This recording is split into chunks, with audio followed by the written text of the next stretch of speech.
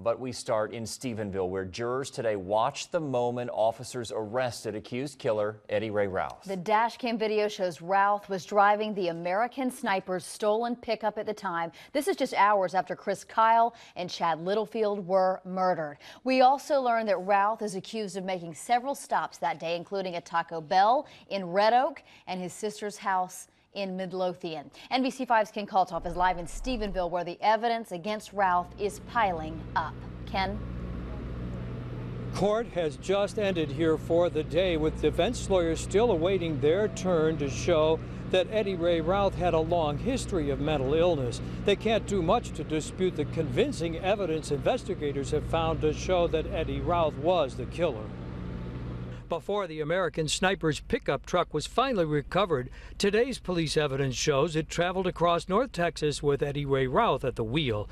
The dashcam video from two angles shows the end of a chase and Routh's surrender near I-35 and I-20 in Dallas County.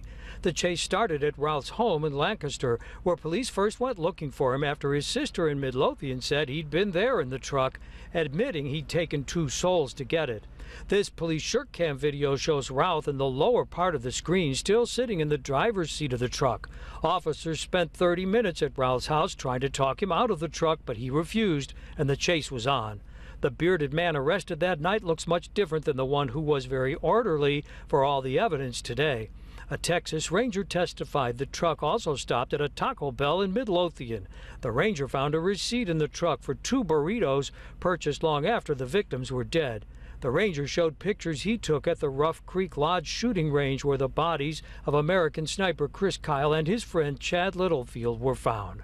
The Ranger said guns left at the scene include 2 handguns both victims were carrying, fully loaded with safeties on, guns that were never used that day. The loaded guns suggest the victims never had a chance to defend themselves, and we know from the movie depicting his wartime kills that American Sniper Kyle clearly knew how. We expect more state evidence here tomorrow.